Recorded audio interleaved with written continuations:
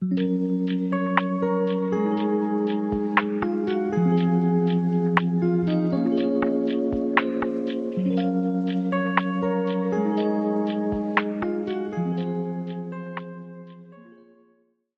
et bienvenue à un nouvel épisode de notre série Deep Dive.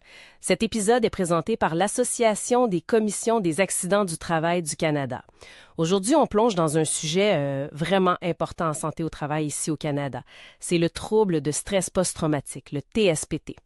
On va s'appuyer sur un rapport assez récent qui regarde les tendances des 5 dernières années. Il parle aussi du cadre fédéral qui se termine en 2025, puis des conséquences pour les travailleurs, mais aussi pour les systèmes d'indemnisation. Notre but, c'est de décortiquer les points clés de ce rapport-là. Pour mettre la table, les chiffres sont quand même frappants. On parle d'environ 8% des adultes canadiens qui ont des symptômes, mettons, modérés à sévères de TSPT chaque année. Oui, 8%, c'est déjà beaucoup. Exact. Mais là où ça devient encore plus préoccupant, c'est chez les premiers répondants. Ah oui. Là, les estimations varient, mais on parle de 12 à 23% d'entre eux qui pourraient développer un TSPT pendant leur carrière. C'est énorme. Et ça, ça se reflète directement dans les demandes d'indemnisation qu'on voit. J'imagine. Entre 2018 et 2022, juste pour donner une idée, les réclamations pour TSPT, où il y a eu arrêt de travail, ça a bondi de presque 50% au Canada. 50%? En si peu de temps? Oui, c'est une hausse très, très rapide. Si on prend l'exemple de la Colombie-Britannique, ils ont élargi la couverture à plus de professions, puis les demandes sont passées de 4 500 en 2019 à 6 800 en 2023. Wow! Ça doit mettre une pression incroyable sur les systèmes, les commissions des accidents du travail, les CAT. Exactement, puis c'est pas juste le nombre de demandes, là. Ah non. Non, les dossiers de TSPT, c'est souvent pas mal plus complexe à gérer qu'une blessure physique, mettons. Mm-hmm. Ça demande des évaluations plus longues, des traitements qui sont spécialisés, puis les absences du travail peuvent être plus longues aussi. Et j'imagine que ça coûte plus cher. Ben oui.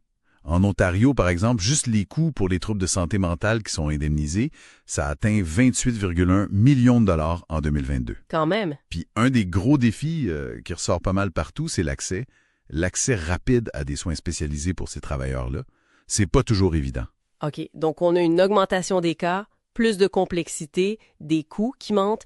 Qu'est-ce qui a été fait au niveau national pour adresser ça? Le gouvernement fédéral a mis sur pied un cadre sur le TSPT pour la période 2020 à 2025. OK. L'objectif, c'était d'agir sur 4 grands axes. D'abord, améliorer les données pour mieux comprendre le portrait global. Avoir des chiffres plus clairs. Exactement. Ensuite, établir puis promouvoir les meilleures pratiques pour le diagnostic, mais aussi pour le traitement.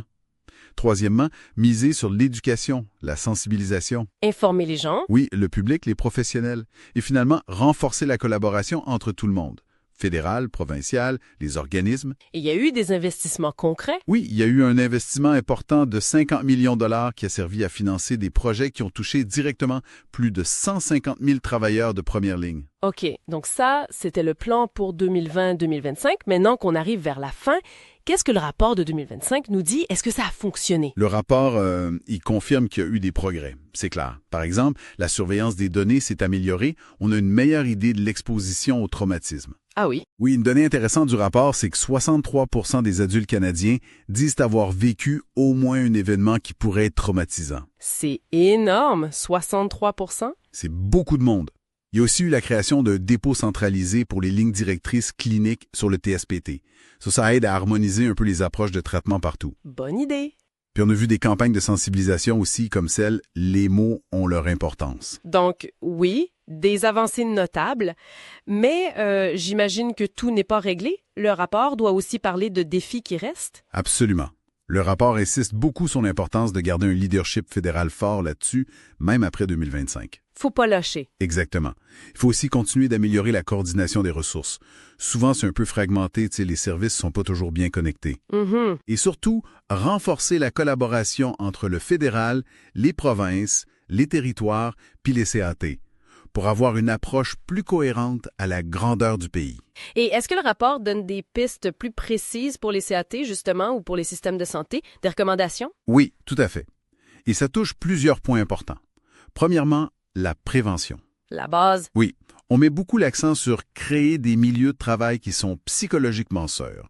C'est comme la première ligne de défense. Logique. Ensuite, il y a la question de la reconnaissance des cas. Le rapport suggère d'évaluer si on pourrait élargir ce qu'on appelle la couverture présomptive à d'autres professions à risque. La couverture présomptive, ça veut dire qu'on assume que c'est lié au travail pour certains métiers. C'est ça. Pour ces métiers-là, on présumerait que le TSPD est d'origine professionnelle, ce qui simplifierait beaucoup l'accès à l'aide puis à l'indemnisation. Intéressant. Ça pourrait vraiment aider certains groupes. Quoi d'autre comme recommandation? L'intervention rapide. C'est crucial. Mettre en place des protocoles clairs pour agir vite après un incident critique, ça peut faire une grosse différence. Agir tôt. Oui, on parle aussi de formation à la résilience pour les travailleurs, mais bon, faut aborder ça avec nuance. C'est pas une solution magique. Bien sûr. Puis évidemment, améliorer l'accès à des traitements qui sont basés sur des preuves scientifiques solides. C'est fondamental. Certaines quêtes regardent même pour mettre sur pied des équipes spécialisées en santé mentale. Et le retour au travail. C'est souvent un défi majeur après un TSPD. C'est un point absolument central dans le rapport. L'idée, c'est de viser un retour au travail qui soit sécuritaire, graduel, puis adapté à la personne. Du cas par cas. Exactement. Ça prend des plans individualisés, faits en collaboration avec le travailleur, l'employeur, les médecins, puis un soutien continu pour éviter les rechutes. Donc beaucoup de collaboration nécessaire. Énormément. C'est vraiment présenté comme la clé du succès. La collaboration entre les CAT, les employeurs, les syndicats, les cliniciens, tout le monde doit travailler ensemble. Ça nous ramène à l'idée d'une responsabilité partagée pour la santé mentale au travail. Alors, si on essaie de résumer, de prendre un peu de hauteur, c'est quoi le grand message qui ressort de tout ça? Le message principal, je dirais, c'est que le TSPT lié au travail, c'est un enjeu majeur, complexe, puis qu'on peut plus ignorer. C'est clair. Ça demande une réponse qui est concertée, qui est proactive, puis qui s'appuie sur la recherche, sur les données.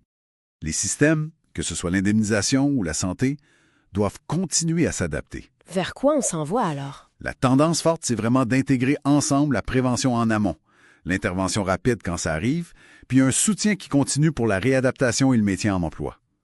On réalise de plus en plus que la santé mentale au travail, mais c'est l'affaire de tout le monde. Et ça soulève une question pour l'avenir, peut-être. Au-delà de mieux indemniser, de mieux traiter après coup, comment on peut vraiment transformer nos milieux de travail pour qu'ils soient moins susceptibles de causer ces blessures psychologiques-là au départ? C'est une réflexion importante à avoir. Pour en savoir plus, consultez l'article intitulé « Cadre fédéral relatif aux troubles stress post-traumatique, TSPT, rapport au Parlement de 2025 ».